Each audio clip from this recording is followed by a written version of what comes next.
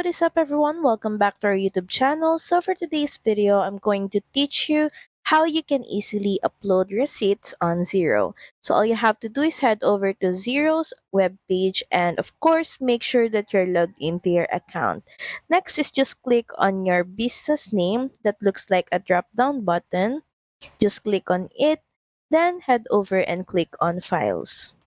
You will then be redirected to your files page, and right off the bat, we can see here the upload file button. Just click on this, then select your receipt file. Just click on open.